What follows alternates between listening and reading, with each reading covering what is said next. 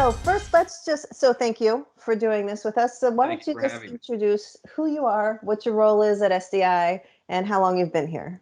Sure. So my name is John Delligatti. I've been here a little bit over 4 years now, and I'm currently a director of digital transformation strategy, which basically means I get to try and solve business problems with cool IT stuff.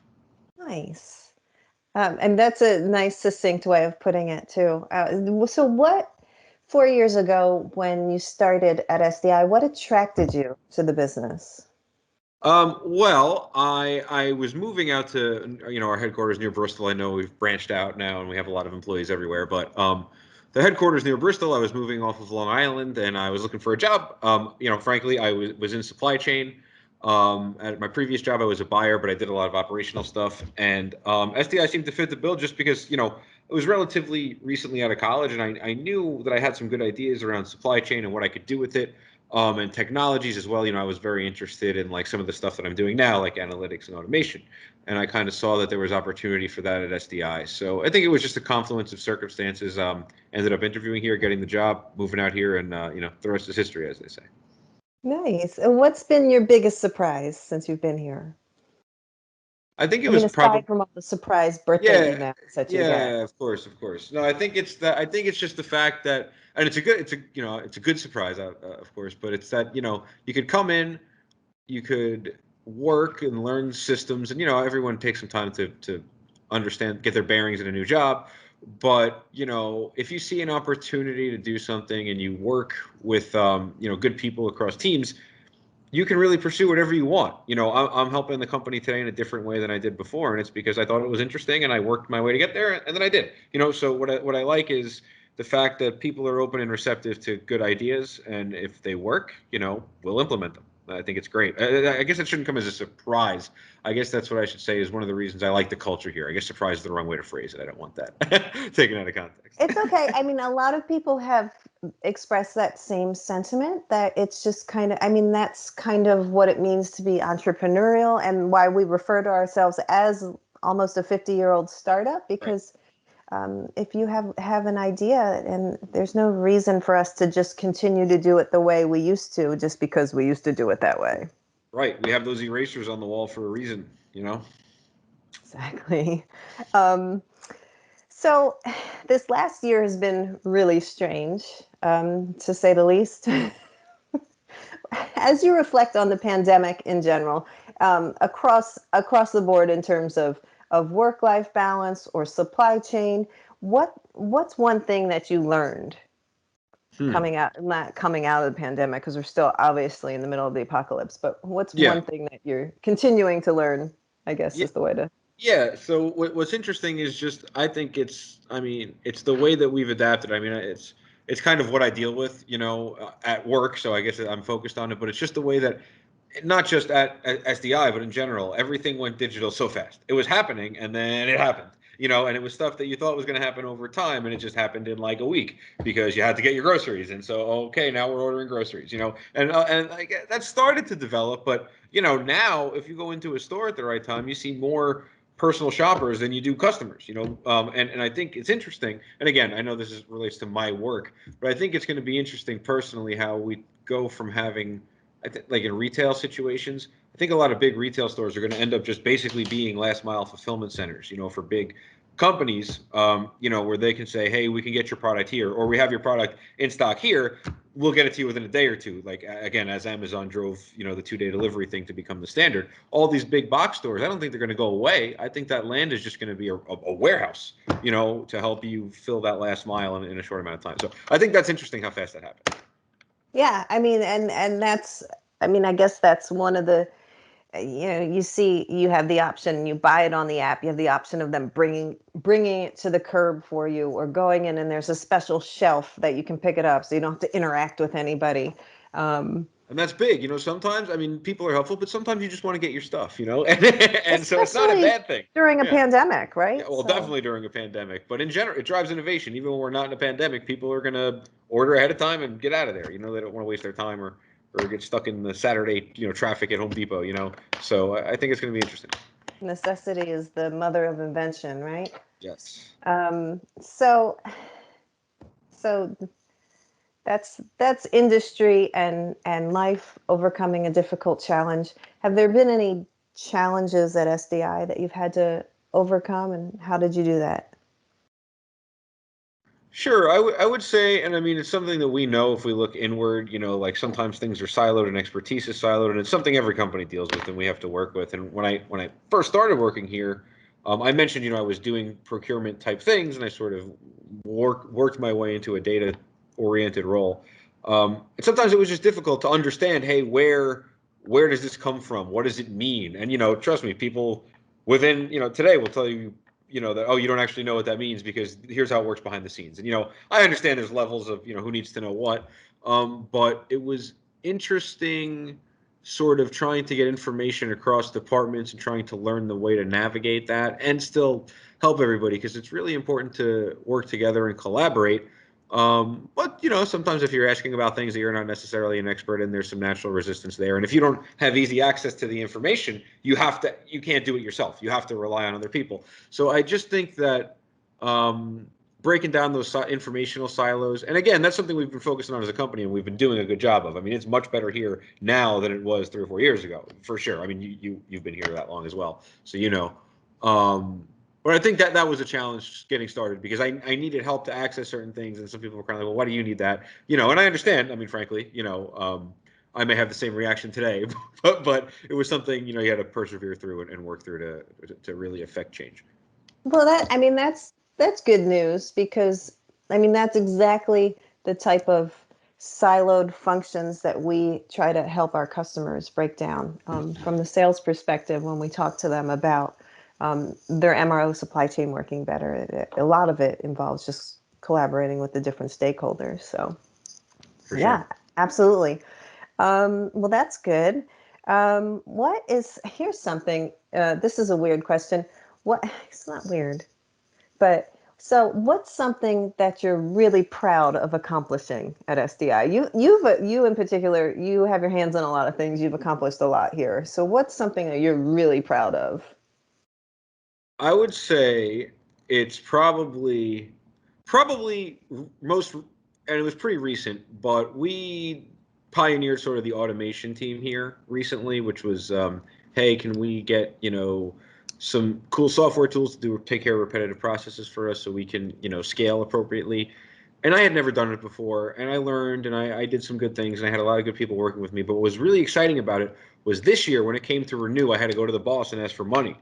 And the ball, and I, last time we didn't know if we get it, and we got it, and it's worked out. And I went to him and I said, hey, are we going to renew this? And he said, renew it. I want you to recruit 10 more people to do it with you. And to Nice. me, yeah. So now we have 10 business users, they're called, but 10 other people building robots. And very recently, they've actually developed some that I'm working with them to put into production. And so what's been cool for me is that it proved out, it benefited the business to the point where now I gave, I helped give these 10 or 11 other people opportunities to up their game and up SDI's game. Because what's difficult about it is you can know how to do these things, but if you're not on the ground level doing the work, you don't know what can be automated. If you empower the workers, our colleagues, to automate the things they do, then it's so much more effective. And so I was very excited about that, because it showed that the company was committed to it, as well as we were giving people an opportunity to sort of try new things and expand their horizons, which I think is awesome. That is awesome. You should be proud. I mean, what you're doing, especially in automation, is helping the company grow and helping our customers grow, tremendously. So, I mean, you should definitely be proud.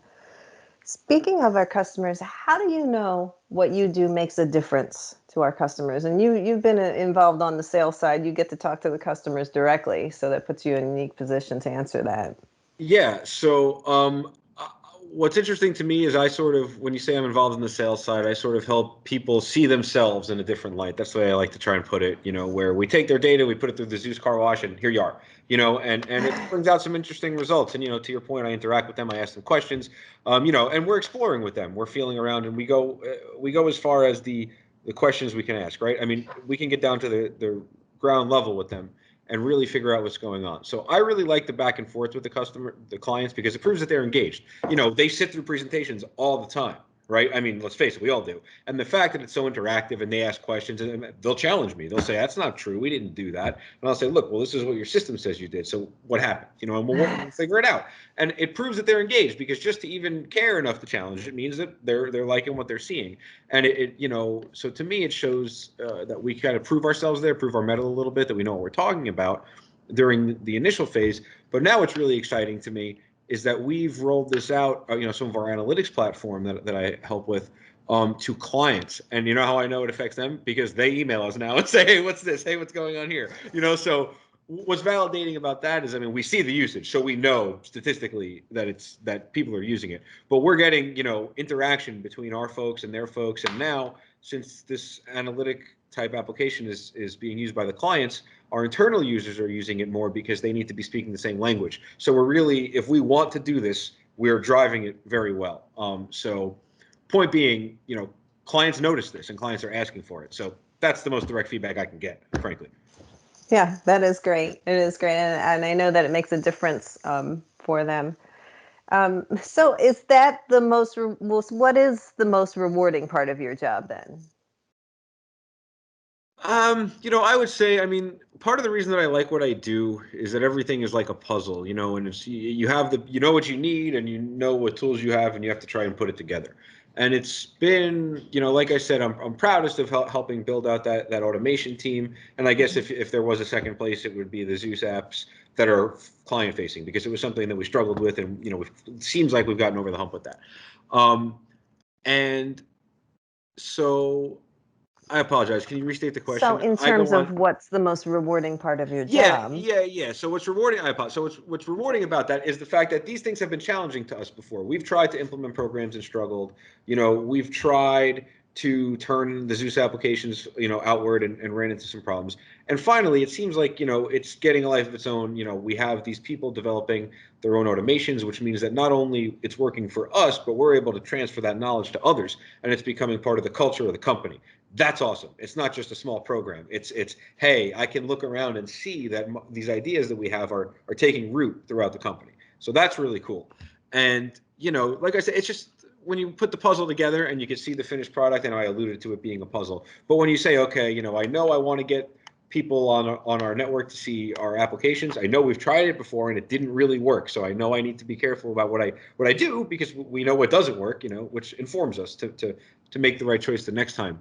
But it's when, you know, when that user logs in, and look, I know it sounds silly, but you know, in order for all that to happen, behind the scenes, we had to add them into our network. We had to have data piped in that we didn't normally have. We had to redo the application to the customer's specs, and all that came together with the client got to log in for the first time, and we're all like, you know, it's almost like seeing the space shuttle launch and it didn't blow up, you know, you know. But that's real. That's really cool, because I know it's something that we struggled with, and now we're doing it. You know what I mean? Now it's part of that. We know how to do it, and now it's part of the industrialized process, if you will.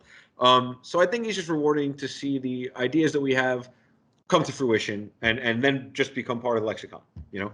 Yeah, yeah, absolutely.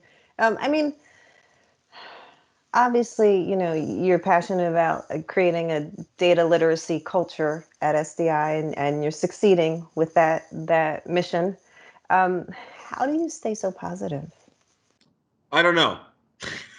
I, I really don't know. All I can say is through my life, personal and professional, I just laugh at things no matter what, whether they're positive, negative. It's just how I deal with things. And maybe that's not okay. Maybe serenity now, insanity later, but I'm doing okay right now. And frankly, I just, yeah, you know, I just view everything sort of, I guess it's like philosophical we're getting here, but, you know, just, you know, no matter what situation we're in, how we react to that situation and how we move forward is ultimately what is going to be our life, whether it's work or personal. So regardless of what we have today, whether you get bad news about something, even if to keep it in the scope of work, if a project you're doing is not related or is not succeeding or not going the way that you thought, well, what can I do right now to make it better? It doesn't matter what's happening in the past. That's great. If I feel bad about it, it's just going to stop me from getting it done. You know, my New Yorker's coming out right now. I can hear it as I say the words "get it done," but it's just I have a get it done attitude. You know, whatever it takes to move from here to the goal is what we're going to do. And I think if you conflate that to philosophy, you just got to keep going and do the best you can. So that's how I feel about it. Well, thank you. That's good advice. Speaking of advice, we have a lot of new recruits coming in to the company Is because we're this where you growing say I'm so like quickly. leading a cult or something? I'm giving this philosophical advice, and now I just have. Yeah, well, all the recruits are actually Yeah. behind this curtain. Okay. All right. All right. Um, All right. no, but I was going to say, you've been here for a few years now. Is there any advice you would give a new recruit, in terms of working, navigating through SDI? Sure. I mean, yeah, I would just say, like I said, if they're new, some I've been asked to speak at some of these orientations, which is a nice honor there. And all I would say is, with the SDI culture, don't be afraid. Challenge the status quo. All that stuff sounds good, but we mean it. Or the company embraces that. So if you have a good idea, maybe it's not your place to change the entire process for a client without asking anybody. But if you have a good idea, talk to your boss, talk to your colleagues, validate it, and if it could help, they in most cases they will try it, and if they won't try it, they'll tell you why. There might be a reason that you're not privy to, or that you just haven't encountered in your time here, that hey, we tried that before and it just doesn't work. But in my experience, good ideas aren't turned down, and I would just encourage everybody to not just go through the machinations of their daily workflow. If they see something that could be improved, even if they don't necessarily have the expertise to improve it, they have an idea, bring it up to somebody and let's see where it leads us. That's great advice. Thank you, John Delgatti.